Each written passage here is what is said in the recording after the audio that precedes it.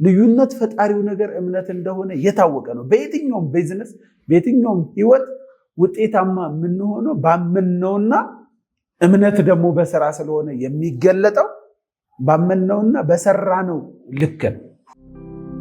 ውብ ህይወት መኖር ይገባሻል። ውብ ህይወት መኖር ይገባሃል። በዓላማ በተስፋና ህይወትን ወዶ መኖር ይገባሻል፣ ይገባሃል።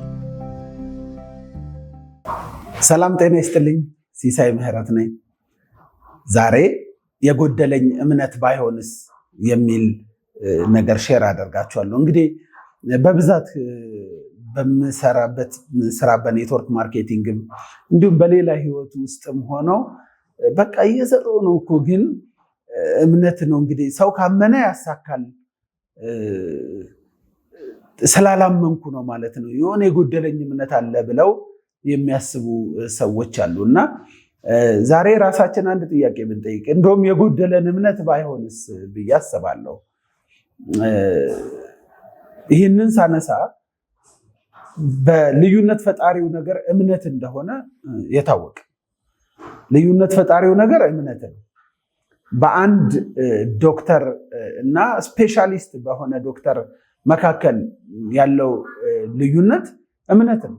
አንደኛውን ኖርማል ዶክተር አንደኛውን ደግሞ ስፔሻሊስት የሚያደርገው በአንድ መምህርና በጣም ልዩ የሆነ አገልጋይ መምህር መካከል ያለውም ልዩነት ልክ እንደዛው ነው፣ እምነት ነው። በኖርማል አትሌትና በጣም ውጤታማ በሆነ መካከል ያለው ልዩነት ፈጣሪው ነገር እምነት ነው። በአንድ ኔትወርክ ማርኬተር እና ሱፐርስታር ደግሞ በሆነ ኔትወርክ ማርኬተር መካከል ያለው ልዩነት ብሊቭ ነው፣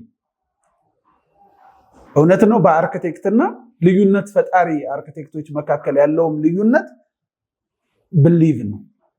ነገር ግን በዶክተርና በአርክቴክት መካከል ያለው ልዩነት የብሊቭ አይደለም፣ የሙያ ልዩነት ነው ያለው። ሁለቱም ሙያዎች የሚጠይቁት ስነ ምግባር አለ፣ የሙያ ስነ ምግባር ልዩነት ነው ያለው ማለት ነው። ስለዚህ አንድ ሰው መጀመሪያ ለምንድነው ስፔሻሊስት ያልሆንኩት ለምንድነው ሱፐርስታር ያልሆንኩት ብሎ ከመጠየቁ በፊት መጀመሪያ እኔ ዶክተር ሆኛለሁ ወይ የሚለው ይቀድማል። በዶክተርና በስፔሻሊስቱ መካከል ያለው ልዩነት የብሊቭ ነው። ብሊቭን ተከትሎ ስራ፣ ጥረት የመጣ የዓመታት ውጤት አለ።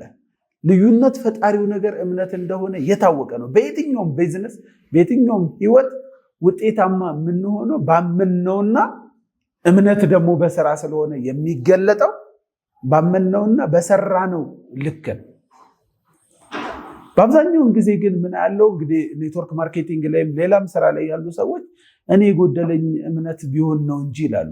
ግን ከእምነቱ በፊት መጀመሪያ ኔትወርከር ሆናችኋል ወይ? ባለሙያ ሆናችኋል ወይ? ባለሙያ ከሆነን በኋላ በባለሙያዎች መካከል በአንድ ተመሳሳይ ዘርፍ ላይ ያሉ ባለሙያዎችን የሚለያየው ብሊቭ ነው። ግን እኛ ሙያተኛ ካልሆነን ሙያተኛ ሳንሆንን በዛ ላይ ስኬታማ ላለመሆናችን የእምነት መጉደል ላይሆን ይችላል፣ ሙያዊ ስነ ምግባር መጉደል ሊሆን ይችላል፣ ሙያውን አለመሆንም ሊሆን ይችላል። አንድ ኔትወርክ ማርኬተር ነኝ የሚል ራሱን ይጠይቅ። ኔትወርክ ማርኬቲንግ ቢዝነስ የሚጠይቀው ራሱን የሆነ ስነ ስርዓት አለ። በተሰማራንበት ዘርፍ ውስጥ የሚጠይቅ ስራ አለ። ያንን እየሰራው ነው ወይ ነው? በትክክል ገለጻ፣ ክትትል እያነበብኩ ኢንዱስትሪውን እየተረዳው ቀኔን እያሸነፍኩ እየዋልኩ ሙያዊ ስነ ምግባሮች የሚባሉትን ኤቲክሱንም መማር ያለብኝንም ነገር በሙሉ አሟልቼ ከሆነ እውነትም የጎደለኝ እምነት ነው፣ ራሴ ላይ መስራት አለብኝ ማለት ነው። እሱን ሳልሰራ ከሆነ ግን እውነቱን ለመናገር የጎደለን እምነት ሳይሆን ሙያዊ ስነ ምግባር ነው ማለት ነው። የሙያ ጉለት ነው ያለብን። መጀመሪያ ሙያተኛ ነው።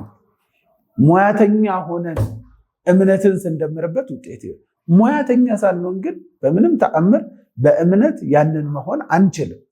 አንድ ዶክተር የፈለገ እምነት ቢኖረው አርክቴክት አይሆንም ሳይማር ሳይተገብር። ስለማምን ጥሩ ዶክተር ስለሆንኩ አርክቴክት ላይ ውጤታማ ሆናለሁ እንደዚህ የሚባል ነገር የለም። ሙያተኛ መሆን ይጠይቃል። ስለዚህ ሙያተኛ ነው። ሙያዊ ስነ ምግባራችን እንወጥ። ስራችንን ግጥም አድርገን እንስራ። ያኔ የእምነት ጉለቱን ፐርሰናል ዴቨሎፕመንት በመስራት እምነታችን መጨመር እንችላለን። የሙያዊ ስነ ምግባር ጉለት ግን ሙያተኛ በመሆን ብቻ ነው እንጂ እምነትን በመጨመር የሚመለስ ጥያቄ አይደለም። እና እስኪ እንጠይቅ ራሳችን፣ የጎደለኝ እምነት ነው ወይስ ሙያውን አክብሮ መያዝ ነው የሚለውን እንጠይቅ። የጎደለን እንሙላ። አመሰግናለሁ። ውብ ህይወት መኖር ይገባሻል። ውብ ህይወት መኖር ይገባሃል። በዓላማ በተስፋና ህይወትን ወዶ መኖር ይገባሻል፣ ይገባሃል።